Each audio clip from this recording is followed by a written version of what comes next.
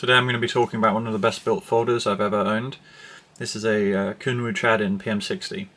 Usually my reviews are mostly negative, and that's not because I'm deliberately trying to be negative about something. It's because most stuff is bad, and it's interesting to talk about bad things because you can treat it like a problem-solving situation and kind of figure out what needs to be corrected and how it can be corrected. Also, it stops you from buying useless junk if you can watch a video and it tells you why it's terrible. That's usually why I stay away from stuff that's really good, because there isn't a lot to talk about. It's like, yes, this is perfect, next. You know, what really do we need to say if there's nothing wrong with it? But when I was reviewing a different knife just recently, this Mike Reed's Alien, I realised that everything that was wrong with it was kind of right with this. So I thought it would be interesting to go over this Kunwu and why it is so good. I've got quite a few other good knives actually, which is quite a surprise that I might also do this month while I've got some time off work. As I said just a minute ago, I think this is the best build quality folder I own. I don't own any folders over £500, but all the Kunwu I have are the best build quality and fit and finish.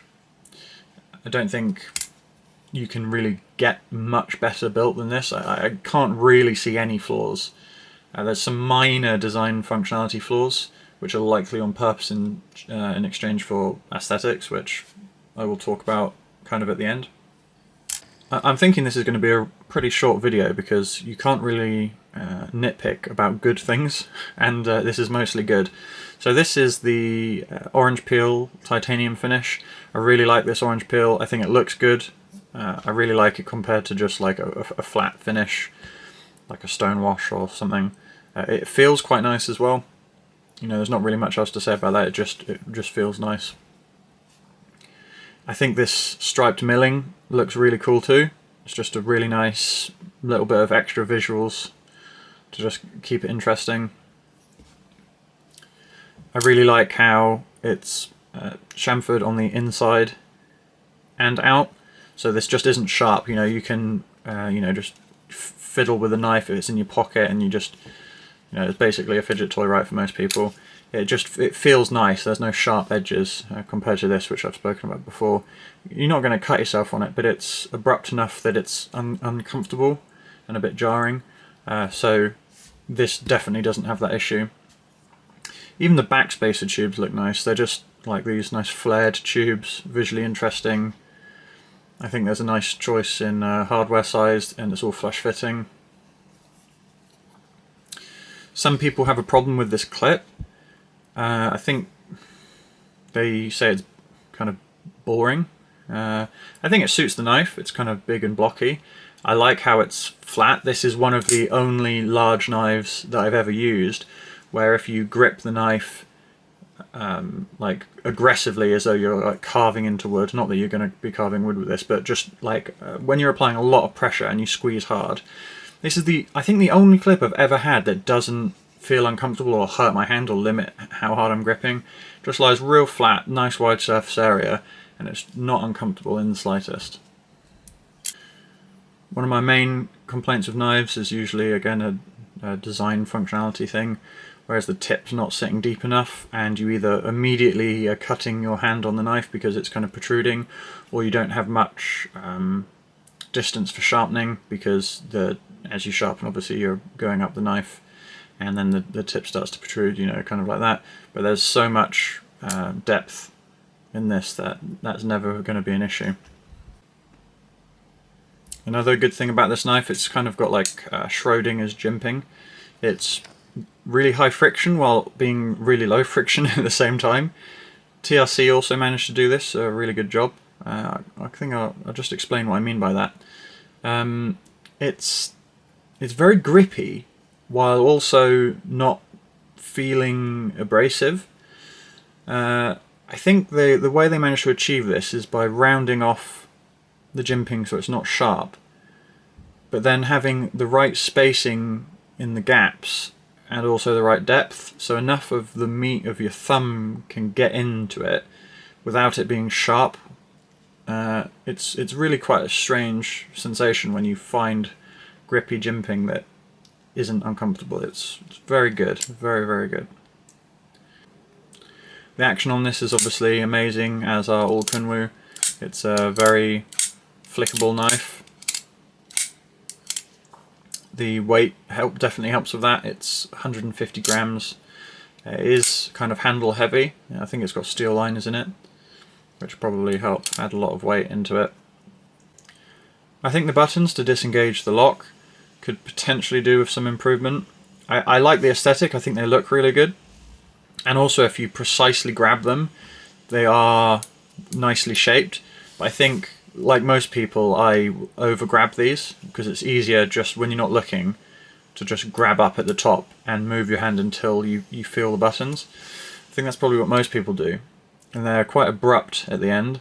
I wonder maybe if it'd be better if these were mounted at the back instead of the front, and then the front tapered down to nothing, so that like the front of each button was maybe flush with the scale, and it was kind of a ramp up from 0. I think that would... It might look terrible though, to be fair, but I think it would definitely be a nicer in use. I think the pivot screw and backface is kind of dubious. It's the same, like all the Kunwu knives have different styling. Okay, they're all kind of similar. You can look at it and go, oh, that's a Kunwu. But they do have different styles, and yet they use this same like design pattern. And I don't really know what I think about it. It's very distinguishable and unique, and I think because of that it doesn't necessarily fit on all designs. I think it looks fine on this. I think I may prefer something else though. You know, but again, that's an aesthetics design, and that's not really something I complain about too much. It doesn't impact me in any way, so it's just, yeah, I'm not too sure what I think about that. I'm also not a huge fan of the thumb studs. Again, they look nice and they do work well, but they cause some issues. So they're basically perfectly placed and perfectly shaped for thumb deployment.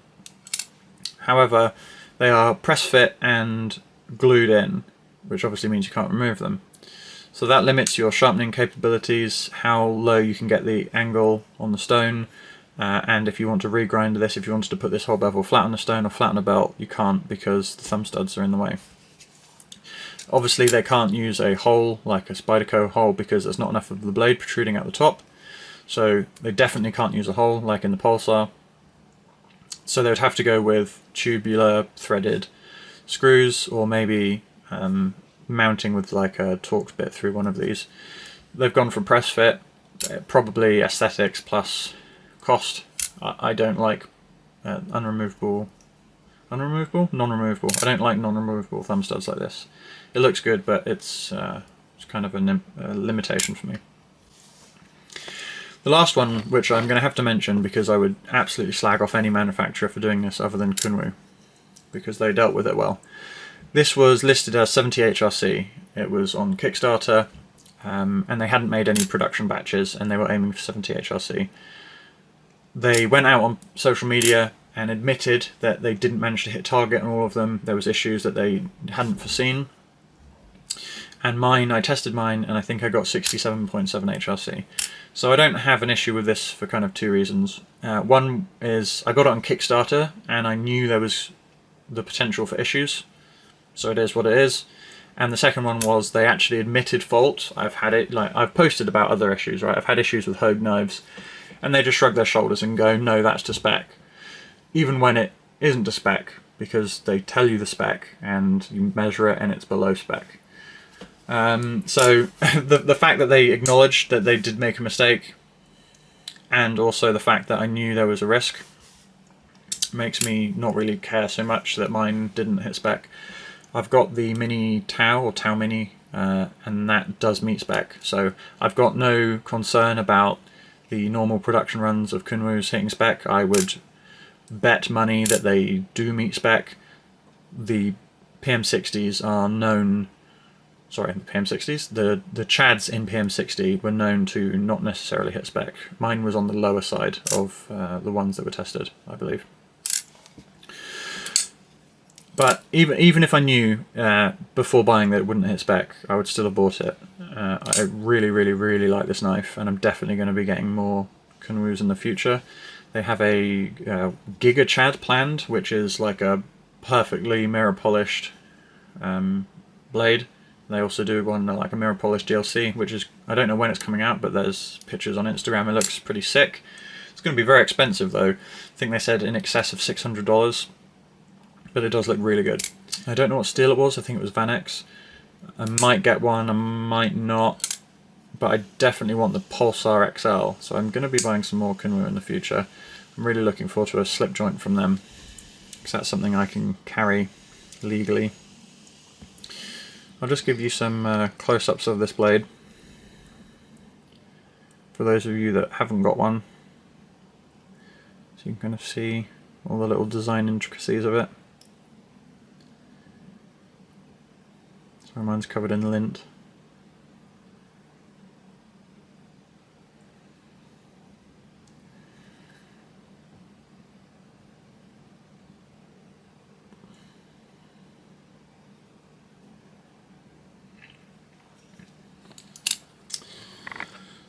So that's all I've got for you on this knife. But I do have some other interesting knives I'm going to talk about with positive things to say. So look out for those over the next few days or weeks.